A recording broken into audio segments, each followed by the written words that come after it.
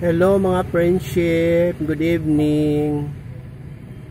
Friendship, alam ko na gusto nyo ng presidente na mabait, matulungin.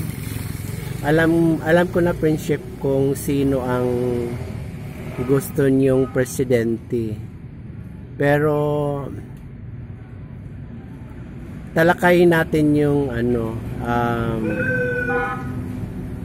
yung gusto ng mga tao na presidente ng Pilipinas, Republika ng Pilipinas.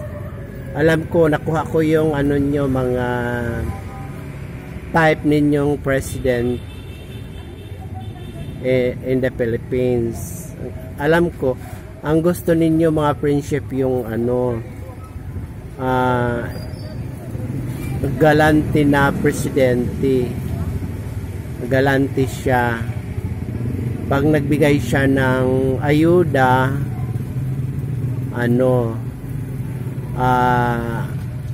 para sa mga mahirap, centralized. Yan ang magandang presidente. Hindi na niya tinitingnan yung hindi yung pupunta siya doon sa ibang lugar para mamigay doon. Dapat centralized. Lahat makatanggap ng ayuda. Simula sa Luzon, Visayas at Mindanao. Yeah, alam ko yun ang gusto ninyong presidente, na katangian na ganong presidente na centralized, magbigay ng ayuda sa mga mahihirap nating kababayan. Kasi pangit yung president na mga selection lang, selection na lugar, mga selection sa Mindanao, selection sa Visayas, selection sa Luzon.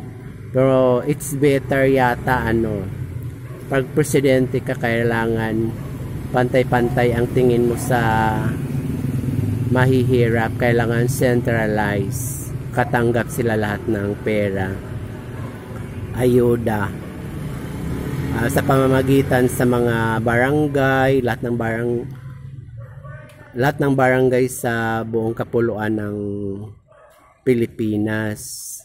Oo. Alam naman natin na bawat barangay, alam nila kung sino yung mahirap at may kaya at mayaman. Alam naman nila yon, yung taga-barangay. Mayroon naman silang record na ganyan. Kagaya ng centralized pagbigay, yung pandemic. Ayan. Mindanao, Luzon, Visayas naka-receive ng ayuda. Centralized yun sa mga mahihirap. Oo. Galante yung presidente na ganun. Yun ang hinahanap ng mga tao na president na galante. Walang pili-pili. Basta kung sino yung mahirap, Mindanao, Visayas at saka sa Luzon, bigyan kaagad ng ayuda. Magkano ba yan? Yung maganda yung president na di ba, friendship? Hindi kuripot. Mas maganda yun. Bigay todo, dahil mahirap ngayon. Siguro lahat naman yata ng tao naghihirap dahil sa sobrang taas ng bilihin. Parang mayroong nagbanggit na parang galante siya magbigay ng ayuda sa mahihirap, centralized. Parang naalala ko si Peter Cayetano. Yun. Si Peter Cayetano.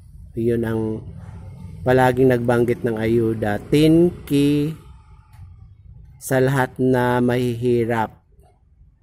Luzon, Visayas at Mindanao. Bigyan daw ng ganyan. Parang feeling ko siya ang dapat na mag-candidate na president. Kasi siya, galante. Hindi niya inisip na Toki, Porky, O ano, mas maganda yung galante yung presidente, yung wala nang isip-isip na ano. Bigyan mo yan ng ano, lahat ng mahihirap. May mga record naman yung mga barangay. Yan. Bigyan ng mga alam ng barangay kung sino yun na bibigyan ng mga ayuda. Centralized. Simula sa Mindanao, simula sa Visayas, simula sa Luzon. Yan ang magandang president. Walang ano pili-pili. Ano lang, lahat ng mahihirap bigyan. Yan ang maganda. Tapos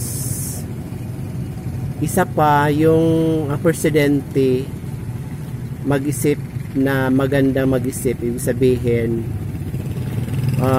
katulad ng senior citizen, para walang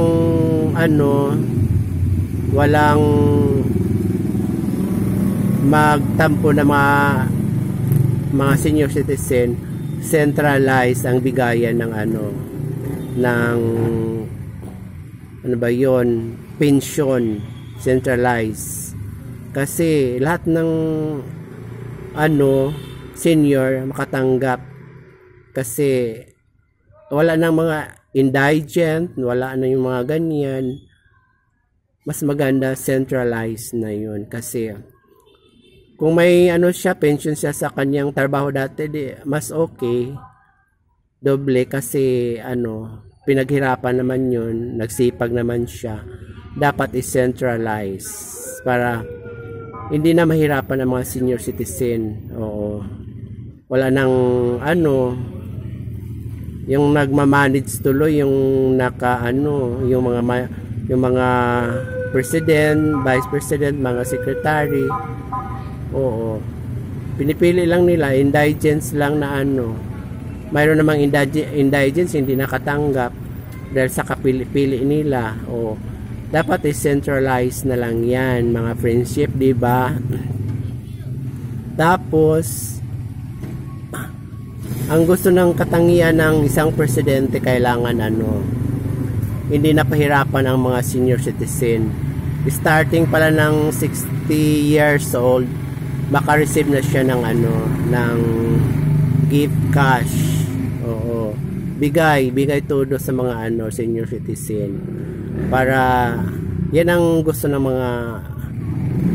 taong bayan, galante na presidente. Hindi napabuti na yung senior na ugod-ugod na at saka makatanggap ng mga benefits, mga gift cash, katanggap yung may mga sakit yung mga dapat 60 pa lang ma-receive na nila yung mga ganyan-ganyang mga gift cash para makatulong sa kanilang kalusugan, may makain sila, kapag bili sila ng gamot, makapagbayad sila ng bahay, makapagbayad sila ng ilaw, tubig, di ba? Dapat ganyan mag-isip ang president na next president. Hindi na pinahirapan ang senior citizen. Pagdating ng 60, bigyan mo ng 25,000, 70 bigyan mo ng 25,000, 80 bigyan mo ng 25,000, hanggang sa ma-receive nila yung maaga pa, makatikim na ang mga senior citizen.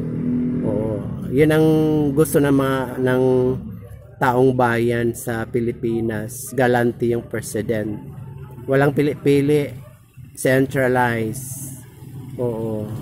Para pag naalam ng mga tao na ganyan ang presidente, so siguro habang buhay na siya presidente, kasi galante siya. Hindi na siya pwedeng bumaba kasi napili na siya ng mga hindi na siya pwede palitan kasi galante nga, tapos mabait sa mga taong bayan sa Pilipinas, hindi na naghirap ang mga tao. Galante pag magbigay ayuda, bigay todo. Parang mayroon lang ako na narinig sa si Peter Cayetano magbigay ng 10K sa lahat ng mahihirap. Yun. Baka siya ang pwedeng yung mga ganyang katangian na pinaglaban ng isang kandidato na bigyan ng ayuda ang mga mahihirap ng 10K. Malaking bagay yun. Dahil sa sobrang hirap ngayon. Oo, diba? Thank you mga friendship ha. Ano lang naman yung sa akin, mga lang natin yun, mga alam ko yung gusto ninyong mga katangian ng isang presidente. Alam ko yun. Oo. Na hindi tayo mahirapan, mga mahihirap, hindi tayo gumapang sa kahirapan. Dapat tulungan tayo ng presidente na bigyan ng mga privilege na gift cash early in 60 years old, pension centralized simula Mindanao, Visayas at saka Luzon ganyan. Wala nang pili-pili, wala nang punta ka sa Mindanao, puntahan mo lang yung isang isla. Hindi na yun ganyan. Dapat yan ang gusto ng mga mga taong bayan na maging presidente is centralized lahat. Early age ng senior citizen 60 years old. Kasi pinapahirapan mo yung paabutin mo pa ng 80, 90, parang pinahirapan mo ang mga senior citizen. Thank you very much, friendship. Alam ko ang gusto ninyo. Bye-bye.